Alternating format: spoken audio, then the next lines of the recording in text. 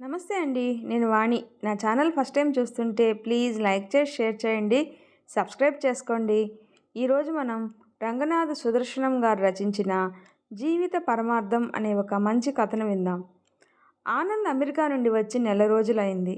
దైవ దర్శనాలు, చుట్టాలు, స్నేహితుల పలకరింపులు పూర్తయ్యాయి. మరో వారం రోజుల్లో తిరుగు ప్రయాణం. రాత్రి భోజనాలయ్యాక అందరం కూర్చొని మాట్లాడుకుంటున్నాం. గతంలో నాన్న చెప్పిన మాటలే మళ్ళీ చెప్తున్నాడు. నాన్నా నందు, ఈ మధ్య మా ఆరోగ్యాలంతా బాగోవటం లేదురా. ఉన్నది నువ్వు ఒక్కడివే. మేమా అక్కడికి రాలేము. మనకున్నది చాలదా? ఒక్కసారి ఆలోచించు నందు అన్నాడు. నాన్న, ఇక్కడుండి ఏం చేయమంటారు నన్ను? నా వల్ల కాదు అంటూ ముక్తసరిగా ముగించి, రేపు నేను హైదరాబాద్ వెళ్తున్నాను అని చెప్పి నా గదిలోకి వెళ్ళాను. నా బాల్య స్నేహితుడు వాసు ఇప్పుడు హైదరాబాదులో ఉంటున్నాడని తెలిసింది. గతంలో వచ్చినప్పుడు కూడా వాణ్ణి కలవటం కుదరలేదు. కానీ ఈసారి వాణ్ణి ఎలాగైనా కలవాలి అని మరో స్నేహితుని దగ్గర వాడి అడ్రస్ తీసుకున్నాను. మర్నాడు ఉదయమే హైదరాబాద్ బయలుదేరాను. కారు స్పీడు 80 దాటనీయొద్దు అని చెప్పి డ్రైవర్కి చెప్పి కళ్ళు మూసుకున్నాను. ఒక్కసారిగా చిన్ననాటి విషయాలన్నీ గుర్తుకు వచ్చాయి. వాసు నేను ఒకే క్లాస్, బెంచ్ మేట్స్ కూడా. క్లాసులో ఎప్పుడు వాడే ఫస్ట్. చిన్నప్పుడే వాళ్ళ నాన్న పోయారు. పేద కుటుంబం. నా బుక్స్ తీసుకువెళ్ళి చదువుకునేవాడు. ఆటల్లో కూడా వాడున్న టీం ఖచ్చితంగా గెలిచేది. చిన్నప్పుడు వాసు న్యూస్ పేపర్తో పతంగులు తయారు చేసేవాడు. అలాగే వెదురు బొంగుతో రంగులు చిమ్మే గొట్టం, అగ్గిపెట్టె ఫోన్లు, సిగరెట్టు అట్టలతో చార్మినార్ బొమ్మ అలాంటివి చేసి అందరికీ ఇచ్చేవాడు. 10th తర్వాత ఇద్దరం విడిపోయాం. నేను హైదరాబాదులో ఇంజనీరింగ్ పూర్తి చేసి అమెరికా వెళ్ళాను. వాడు ఊర్లోనే డిగ్రీ పూర్తి చేశాడు. ఆ తర్వాత వాళ్ళ అమ్మ కూడా చనిపోయింది అని, వాడు హైదరాబాద్ వెళ్ళిపోయాడు అని తెలిసింది. సుమారు 11 ఏళ్ల తర్వాత మళ్ళీ ఇప్పుడే కలవబోతున్నాం. పెద్దగా కష్టపడకుండానే అడ్రస్ దొరికింది. Vasu mobile and internet service. Glass door వెనకాల కూర్చొని వాసు ఎవరితోనో మాట్లాడుతూ ఉన్నాడు. సర్ప్రైజ్ చేద్దామనే నేను ఫోన్ కూడా చేయకుండా వచ్చాను. డోర్ తీసుకొని లోపలికి వెళ్ళాను. లోపల విశాలంగా ఉంది. 10 వరకు నెట్ క్యాబిన్స్ ఉన్నాయి. పక్కనే 4-5 పిల్లలు మొబైల్స్ రిపేర్ చేస్తున్నారు. నన్ను చూడగానే వాసు ఆశ్చర్యంతో, ఒరే ఆనంద్, ఎన్నాళ్లకురా అంటూ లేచొచ్చి నన్ను ఆలింగనం చేసుకున్నాడు. ఏరా, మాట మాత్రమేనా చెప్పకుండా వచ్చావు? అమెరికా నుండి ఎప్పుడొచ్చావు అన్నాడు వాసు. నా సంగతి సరేరా, నువ్వెలా ఉన్నావు ముందు చెప్పు అన్నాను. రారా కూర్చొని మాట్లాడుకుందాం అంటూ తన క్యాబిన్లోకి తీసుకెళ్ళాడు. ఫోన్ చేసి, రహీం చాచా, దోస్తు వచ్చిండు, స్పెషల్ ఇరానీ చాయ్ ఔర్ తండా పానీ బిజావో అన్నాడు వాసు. నాకేంట్రా, చాలా బాగున్నాను. నీ సంగతి చెప్పు. అమ్మ నాన్న ఎలా ఉన్నారు? బాబీ పిల్లలు ఎలా ఉన్నారు అన్నాడు. అందరం బాగున్నాంరా అన్నాను. ఈలోగా వాసు ఫోన్ రింగ్ అయింది. నమస్తే ఎండిఓ సార్, బాగున్నారా? ఓకే. కానీ వాసు, నువ్వు షాప్లోనే ఉన్నావా? ఉన్నాను సార్. సరే, షాప్ ముందే ఉన్నా, వస్తున్నా, రండి సార్ అన్నాడు వాసు. వచ్చిన వ్యక్తిని గౌరవంగా లోనికి ఆహ్వానించాడు వాసు.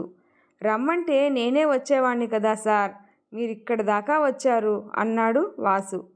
పర్వాలేదు Vasu, birthday invitation card, video promo చాలా బాగున్నాయి. మేడం మస్తు ఖుషి అయింది. వాసుకి చాలా చాలా థ్యాంక్స్ చెప్పమంది. అలాగే ఫంక్షన్ వీడియో కూడా నిన్నే మాట్లాడమని చెప్పింది. ఆ బాధ్యత కూడా నీదే వాసు. మంచిది సార్, అలాగే అన్నాడు వాసు. ఇదిగో వాసు, ఈ డబ్బులుంచు అని 5,000 వాసు చేతిలో పెట్టాడు.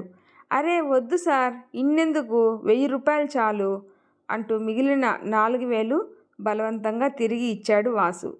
ఇంతలో రహీం చాచా ఛాయ్ నీళ్లు తీసుకుని వచ్చిండు.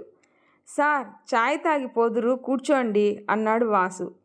రహీం చాచా, నీకెందుకు తక్లీఫు, నువ్వెందుకు వచ్చినావు? చోటుగాన్ని పంపొచ్చుగా అన్నాడు వాసు. అరే వాసు బేటా, నీకు ఛాయ్ తేవడం కంటే నసీబ్ ఏముంటుంది చెప్పు అంటూ నీళ్లు తాగాక అందరికీ ఛాయ్ పోసిచ్చిండు. అన్నట్టు వాసు, నువ్వు చెప్పిన ఫాతిమాకు షాదీ ముబారక్ చెక్కు వచ్చింది, వచ్చి తీసుకోమని చెప్పు. అలాగే ఆ రాజమ్మకు కూడా పింఛను బ్యాంకులో పడ్డది, తీసుకోమని చెప్పు అంటూ ఎండిఓ సార్ వస్తా వాసు అంటూ లేచాడు. సార్, వీడు ఆనంద్ అని నా బెస్ట్ ఫ్రెండు, అమెరికా నుండి వచ్చిండు అని పరిచయం చేసిండు. నైస్ టు మీట్ యూ అంటూ ఎండిఓ ఆనంద్తో చేయి కలిపి, వాసు లాంటి స్నేహితుడు దొరకడం అదృష్టం బాబు అంటూ బయటికి నడిచాడు. రహీం చాచా, ముబారక్ హో, ఫాతిమా చెల్లెమ్మకు పెండ్లి డబ్బులు చెక్కు వచ్చిందట, ఇప్పుడే సార్ చెప్పిండు అన్నాడు వాసు. శుక్రియా వాసు బేటా, అల్లా భలా కరేగా, యా అల్లా సోబ్ తేరే మెహర్బానీ బేటా అంటూ కళ్ళనీళ్లు తుడుచుకుండు. రహీం చాచా అన్నట్టు బేటా, ఇయాల మీ ఇంటికాడ వంట బంద్, ఫాతిమా బిర్యానీ ఏక్దమ్ చేస్తుంది, ఇంటికి చోటుగాంతో పంపిస్తా, వద్దనొద్దు బేటా అంటూ వెళ్ళిపోయాడు. అరే వాసు, ఇంతకు పిల్లలు ఎంతమంది, ఏం చేస్తున్నారా అన్నాను. 2 పాపలు, పెద్దది ఫస్ట్ క్లాసు, చిన్నది ఇప్పుడే స్కూల్కి వెళ్తుందిరా అన్నాడు వాసు. అరే వెంకట్గా, ఈ అపార్ట్మెంట్లో పనిచేసే రాజక్కను పిలువురా అని చెప్పి, ఆనంద్ ఒక అర్ధగంట కూర్చోరా, ఇంటికి వెళ్దాం అని, అరే అందరూ ఇట్రండ్రా అంటూ పిల్లలందరినీ పిలిచిండు వాసు. అరే సీను, సాయిరామ్ అపార్ట్మెంట్స్ వాళ్ళకి ఇవాళ వాట్సాప్ స్కైప్ కోచింగ్ క్లాస్ ఉంది, అందరికీ అర్థమయ్యేలా తెలుగులో చెప్పు అన్నాడు. అన్నా, ఆ ముసలి వాళ్ళంతా వాసన్నే రావాలంటారు, నువ్వే వెళ్ళన్నా, నేను వాళ్లకు ఫోన్ చేసి చెప్తా కానీ నువ్వు వెళ్ళరా అన్నాడు వాసు.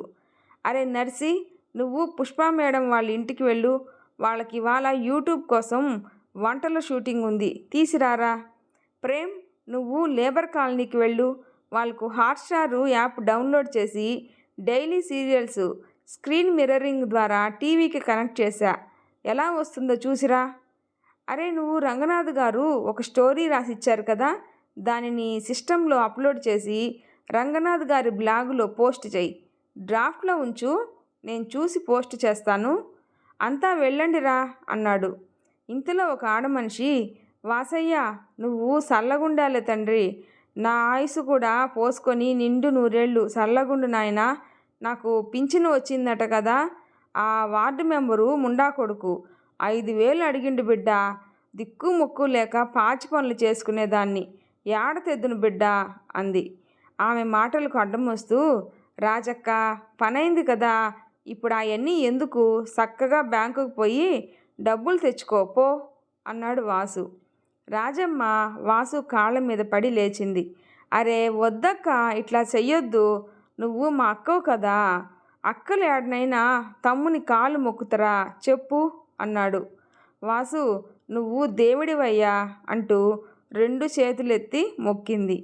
ఆ పెద్దవిడ నా వైపు తిరిగి, అయ్యా నువ్వెవరువో గాని మా వాసయ్య దేవుడయ్యా, పోయిన నెల జ్వరం వచ్చి ఒళ్ళు తెలవకుండా పడి ఉంటే దవాఖానాకు తోలుకుపోయి మందులిప్పించి నయం చేయించిండు, దిక్కు ముక్కు లేందానని రోజు నాకు డబల్ రొట్టెలు పాలు తెచ్చిచ్చిండు బిడ్డ, కొడుకు లెక్క చూసుకుండు తండ్రి.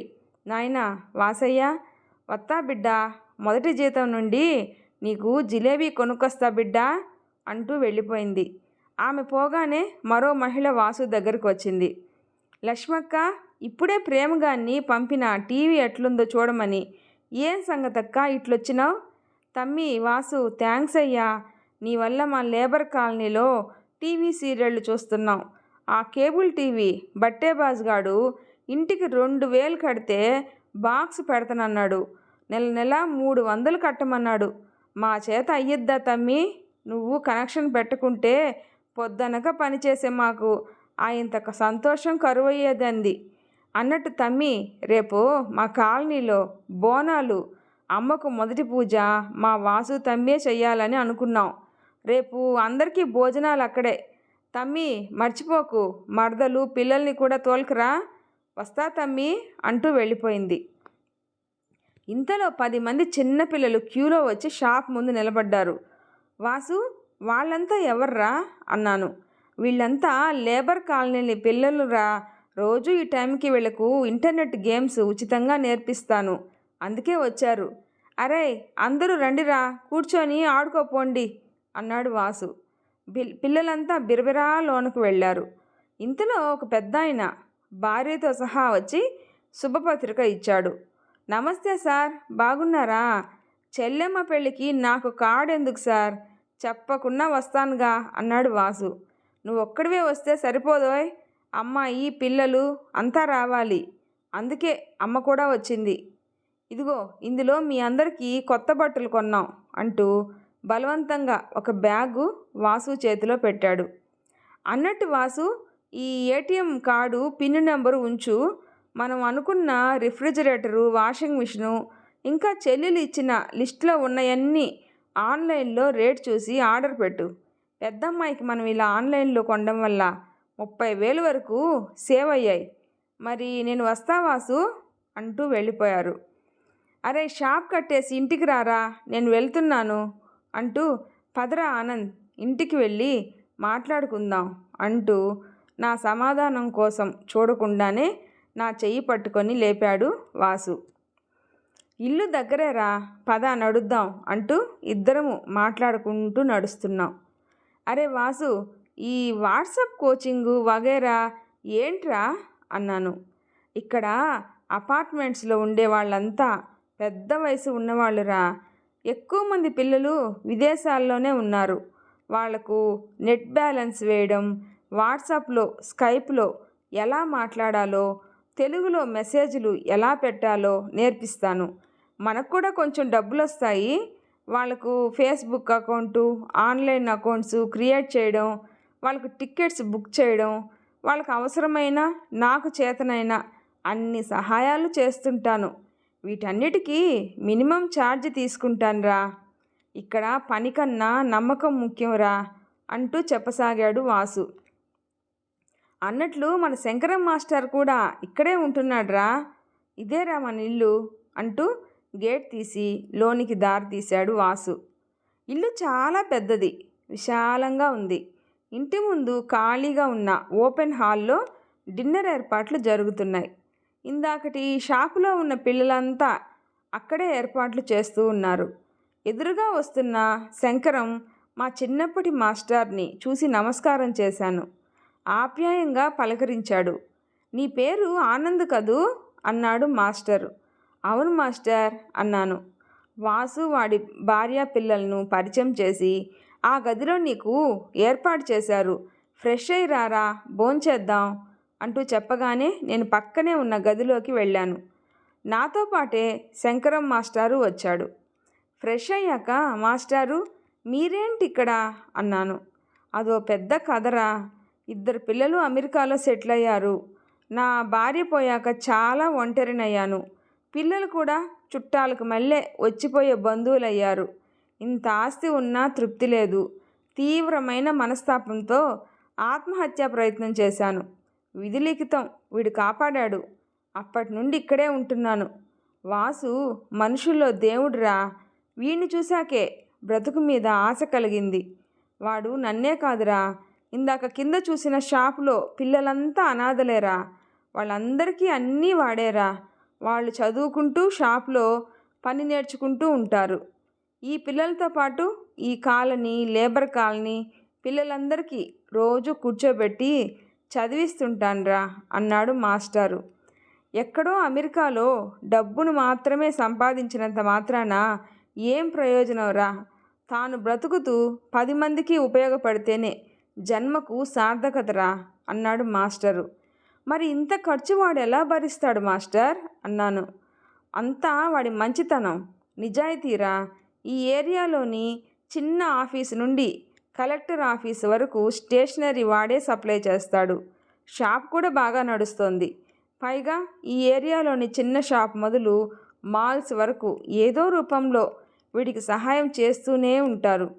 నువ్వే చూసావుగా, ఈరోజు నువ్వు వచ్చావని ఈ పిల్లల ద్వారా తెలిసినట్టుంది. ఎన్ని రకాల వంటలు, పళ్ళు, పలహారాలు, జ్యూసులు ఎవరికి తోచింది వాళ్ళు ఇచ్చిపోతున్నారు. అదిరా వాసంటే అన్నాడు. నిజంగా నా జీవితంలో ఇంత రుచికరమైన భోజనం ఇన్ని వెరైటీలతో తిని ఎరగను. నాకన్నా డబ్బులో చదువులో వాసు తక్కువైనా ఈనాడు వాడు తాను బ్రతుకుతూ 10 మందిని బ్రతికిస్తున్నాడు. భోజనాలు ముగిశాక అందరి దగ్గర సెలవు తీసుకొని ఇంటికి బయలుదేరాను. నాన్న నాతో అన్న మాటలు, శంకరం మాస్టర్ చెప్పిన మాటలు పదే పదే గుర్తుకొస్తున్నాయి. నా మనసును కమ్మిన పొరలు ఒక్కొక్కటిగా తొలగిపోయాయి. ఒక స్పష్టత వచ్చింది. అమ్మా నాన్నలను చూసుకుంటూ 10 మందికి సహాయం చేయడంలో ఉన్న తృప్తి అమెరికాలో సంపాదించే డాలర్లలో లేదు అని అర్థమైంది. ఈ జన్మకు సార్థకత చేకూరాలంటే ఇక ఇక్కడే ఉండాలి అని గట్టిగా నిర్ణయించుకున్నాను. ఈ విషయాన్నే నాన్నకు ఫోన్లో చెప్పి కళ్ళు మూసుకున్నాను. ప్రశాంతంగా హాయిగా నిద్రపట్టింది. ఈ వీడియో నచ్చితే ప్లీజ్ లైక్ చేసి షేర్ చేయండి, సబ్స్క్రైబ్ చేసుకోండి. స్టోరీ ఎలా ఉందో తప్పకుండా కామెంట్ చేయండి. Thanks for watching.